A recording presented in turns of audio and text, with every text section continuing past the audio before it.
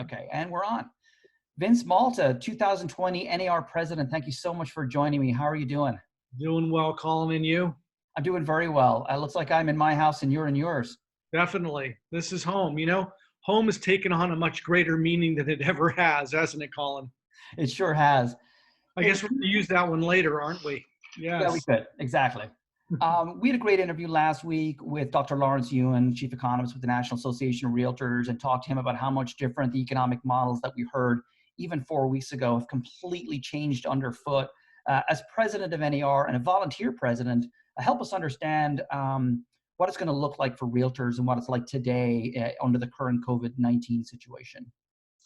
Okay, well, these are extremely challenging times because we're all facing various levels that we could actually go out and work. And so we respect that. NAR has worked very hard to make real estate deemed an essential service as a guideline at the federal level. But understand that even though those are guidelines, they are not mandatory by any way. Local and state governments will make those decisions as to what's essential and not. Some of those jurisdictions could look to the federal government for guidelines, and there they are. And I have to say that even if real estate is deemed an essential service, that brings on a tremendous responsibility for our members to make sure that they keep health and safety as the priority. Not only to protect themselves and their families, but to protect their clients and protect the communities. Because what the government can give, the government can take away as well. And we want to make sure that we get past this as soon as possible. So we don't want to be participating in that. And so I really encourage your listeners that even if you're an essential service, you really utilize all your virtual tools. And we've got some great things online that you could take a look at. Mabel Guzman, our Vice President of Governmental Affairs, just put on a video that I think is very helpful to help you create great virtual experiences for your clients. Wonderful, and we'll dig into that, and I think in just a little bit. One of the points that you brought up there is that you've worked really hard, the National Association of Realtors, to help federal legislators understand that we're an essential service, but the caveat being with a lot of responsibility to our clients and to each other. Some of the questions I've gotten from some of the folks that were aware we were going to have this interview on Masters in Real Estate out of Portland and Southern Oregon Real Estate Pros and some others is, why hasn't NAR actually come down themselves and dictated to realtors everywhere that they can't do open houses and they can't do? Is it because real estate's local everywhere? What's your thought on that? Well, real estate is local, and businesses, you have realtors, brokers that have different models as well. And what we try to do is provide best practices and protocols that if you're going to do personal showings, what those may look like in those areas that are allowed to do so. So we just like to provide our members resources. It's not for us to dictate any business model at any level. And so you need to make those decisions with your brokers at the state and local levels. And we hope to be here as a resource for you. Wonderful. We were together 4 weeks ago when NAR put out the, I don't want to call it a travel ban, but it's essentially what it was for NAR staff and volunteers. So as an NAR president, going into the year that there's a tremendous amount of travel and obligations that you have, meeting with volunteers, meeting with realtors, meeting with staff, CEOs, the media, legislators. How much has that changed, and can Zoom replace it? It's funny, just a month ago, I think when we were getting back from Alaska, I was joking with my wife that I hoped I get to spend more time at home. Again, be careful what you want because you get it, right? So NAR was ahead of travel restrictions. We put in place travel restrictions all the way through July 1.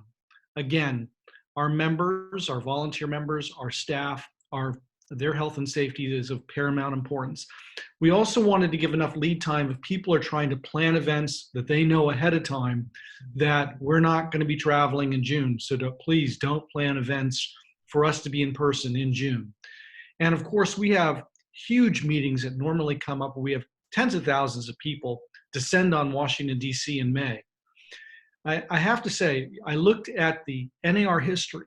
I asked the historian to look back, and has there ever been a meeting of our board of directors that's been canceled in our 112-year history? And it's only happened once, and that was in November of 1944 when we were at the height of World War II. And so I think it's very fitting that while we're not going to be canceling our meeting in May, as you brought up, we're going to be using our virtual tools.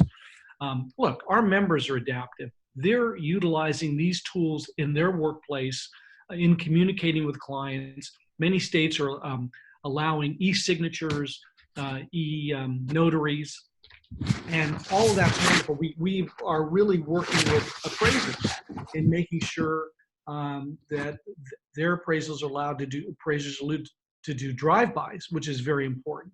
So if our members can do things online and virtually, the National Association of Realtors can do the same. So yes, we're utilizing these virtual tools in all of our meetings. In fact, we're meeting more now than we ever have.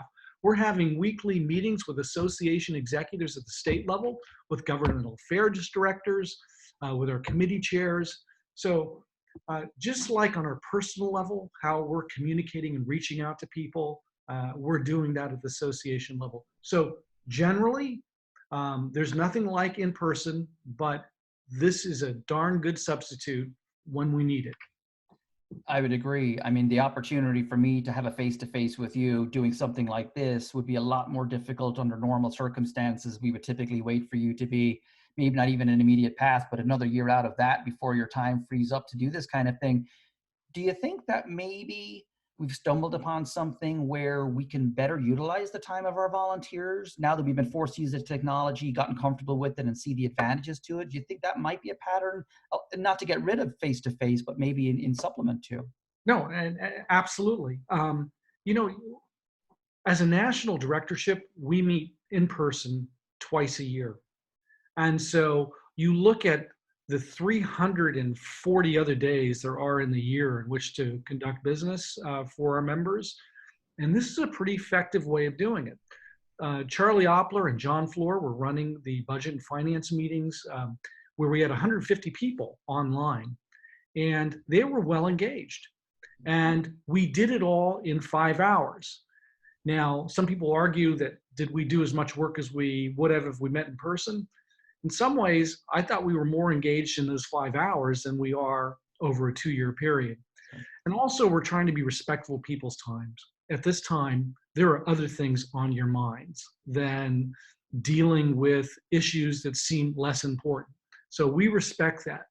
At the staff level at NAR, at our membership level, we really are trying to focus on getting us through this crisis and making sure that we're planning for what the future looks like after it.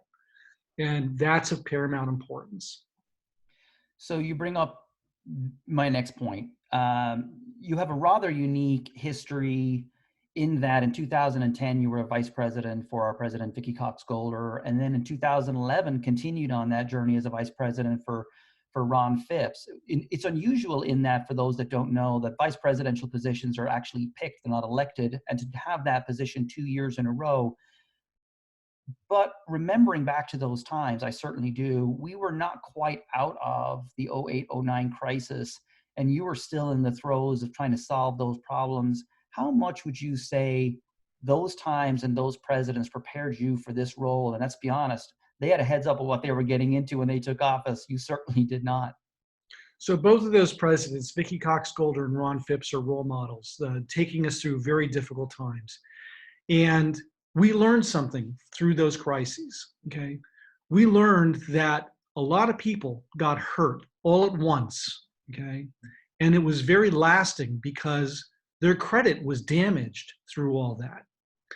And so even if they wanted to get back into a home or into a situation, they couldn't do it because their credit was damaged. So one thing and lesson that I've learned is, yeah, get us through this crisis, but what is it again going to look like on the other side? We have to make sure that our legislators recognize that this was something so big, so beyond their control, that the government shut us down.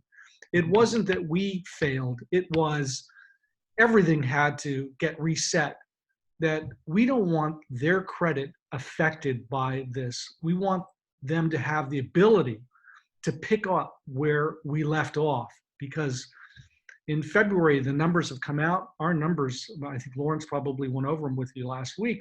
They were tremendous. They were out of sight. And then all of a sudden this. So if we're going to make a recovery, okay, we can't be shackled with what's happened through the crisis. So we have to be very mindful of what this is going to look like again afterwards. So I know you're no stranger to hearing criticisms of the National Association of Realtors. Typically, I would say and argue from people that may not be as engaged or wanting to understand what the organization truly does. I would argue that right now is probably when we have done some of the most beneficial work at an incredible speed and with tremendous effect. And what I mean by that is, obviously the National Association of Realtors is a very large organization with more than 1.4 million members. You're their president, but a lot of other great staff. It's the first time in the 20 years I've been in business where real estate and independent contractors were recognized by the federal government as being people that needed to be taken care of as much as anybody else in times like these. And while there's no substituting a commission check for work hard done by a realtor, we have to give our hats off to the work of NAR and you guys in executing that and helping them understand. What was that journey like? So thank you, Colin. We have an incredible staff.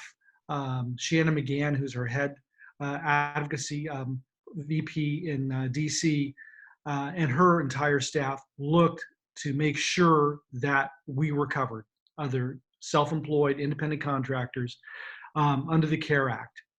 And that was huge because never before were they covered in any state unemployment benefit programs. And so as these states are administering these programs, we need to make sure that they provide for us, because they don't understand us. When are you unemployed in real estate? Tell me. It's because you have a failed transaction? Is it because you're in a state that is real estate's deemed non-essential? What if you're in a state that's deemed essential? So you're out there, you're not unemployed because you're essential. So that's not how this is crafted in this bill. So if you're affected by COVID-19, okay, you're covered, whether you're self-employed, independent contractor, et cetera. Now, it's important for us, these are promulgated, these rules at the national level are really enforced at the state that's going to be creating the programs. We had one state, I don't want to mention that state's name, who said, you're not covered. They were wrong.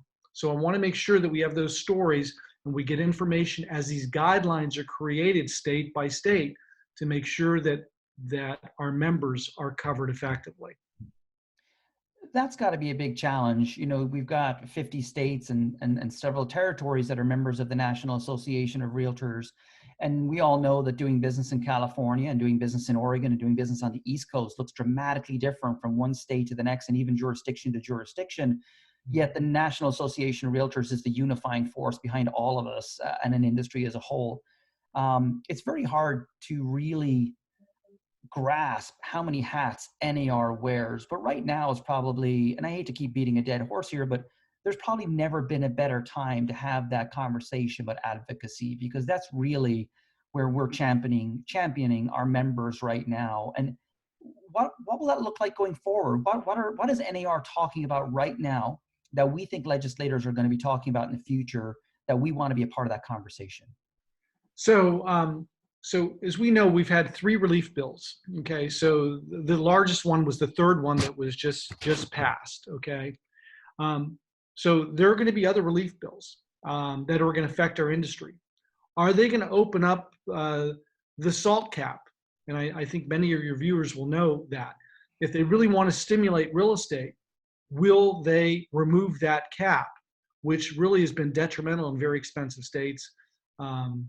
And so one thing that our DC staff is cautioning us on is that if let's say COVID-19 did not exist in a sense. They don't want to hear these legacy programs, okay, incorporated in COVID-19. So if we're going to include something like that, we have to show a real rational basis as to why that's needed in relation to COVID-19 relief packages.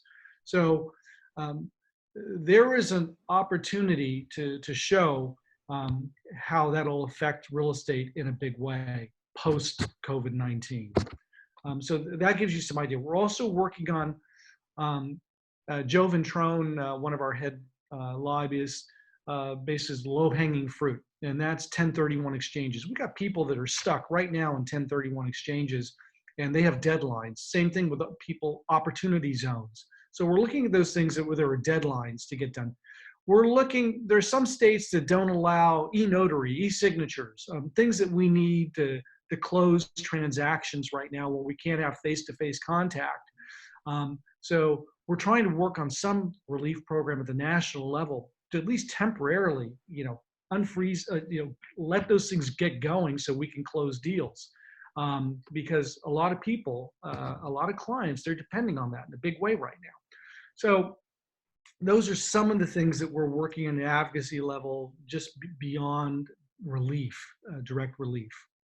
Super. One of the things I just heard you mention that I certainly get heard a lot being spoken about by realtors is I think I want to say 11 states where they're not required to have wet signatures for certain pieces, but ultimately it's still Fannie and Freddie that are requiring those. So even in those states, if those entities are still requiring wet signatures, do you have any idea where NAR is in that conversation to say, let's get that piece taken care of too? Because this has been a 20-year fight, but now it's never been more relevant. Right, but we're working on that. Quick, hopefully we'll have some word on that in the next week or so to make sure. This is really streamlining and making things happen very fast, because the longer we wait, it's going to be devastating to a lot of people. Especially now that it's more clear that the president has advocated that we have stay-at-home type policies across the nation. So it's evident this is not going to go away by Easter or whatever they were. This is here for at least another month. So we need something done right away. Great. Well, thank you. One of the things that NAR worked on last week, and Bob Goldberg put out an announcement, and obviously you were mentioned in the announcement, but I don't know that you weren't on the video necessarily, but a program that was launched, I think in 08, 09, that kind of got sunsetted as we came out of that particular market, was the Right Tools Right Now program, because there are lots of members that don't care that we're advocates for them. I think they benefit from it, they appreciate it, but it's not their thing, but they want to know what else we're doing for them. I took a quick look before we got on here, and I obviously saw Bob's announcement. There's a lot of really great tools on there, and it's a great time for people to really dig into the services that NAR does provide as part of a member benefit. Right, absolutely. I mean, if our members ever needed us, this is the time. So we wanted to take everything out of the tool chest and provide it to them either at a discount or free. And so please go on to nar.realtor, look at what those tools are. We've got webinars there. We've got educational courses, marketing reports. We've got digital tools that could be very helpful to them. We've got things for associations, realtor associations on there that could help them. I urge people to work on getting their commitment to excellence certification. I mean, some of us are literally home. Yes, this is a time there we need to reach out to our friends, to our clients. They need us more now than ever to make sense of all this and how it relates to real estate. But this is a time for us to retool. And so NAR is trying to respond to that and making sure that members have what they need right now. Excellent. And maybe a quick comment from you on this. In the quote I can think of from John F. Kennedy, ask not what your country can do for you, but what you can do for your country. How can realtors lead right now? Yeah, and I got to say, realtors have always been leaders. Number one, this is a really tough thing for realtors. I mean, think about it. We're a group of gregarious people. We're outgoing, we're extroverts, right? We bring people together. And here we're asking them to keep social distancing, okay? I would ask them to keep health and safety first in mind. And by doing that, we'll get through this hopefully much quicker. The second thing is, I just got to say a big shout out and a thank you to people, to our realtor members that are out there in their communities. They're donating things to hospitals and to different medical care facilities. I mean, I've never been more proud to be a realtor. And sometimes a crisis like this just brings out the best in people. Realtors are the best. So you're seeing the best of the best. And I'm, again, so very proud of that. So I have nothing to ask for our realtors. They're doing it, really. So thank you for that. Awesome. And I'm seeing the same across the board. So what a great note maybe to end on. Vince, do you have anything else you want to say to anybody that's looking in, or where we're going, or maybe we'll have the chance to check in with you again in a couple of weeks? No, Colin, I just have to thank you. I want to thank you for providing these communication tools to your members, to your friends, to your circle. It's incredible. I'm glad that I have this opportunity to do this with you. And I look forward to a time where, yes, we could be all in a crowded room together, but fortunately, we have this. So thank you, Colin. Excellent. And thank you, Vince, for taking your time to visit with all of us. We greatly appreciate it. And we certainly look forward to seeing you on the other side of this in a tight room. In a tight room. Thank you, Colin. Thanks, Vince. Take care.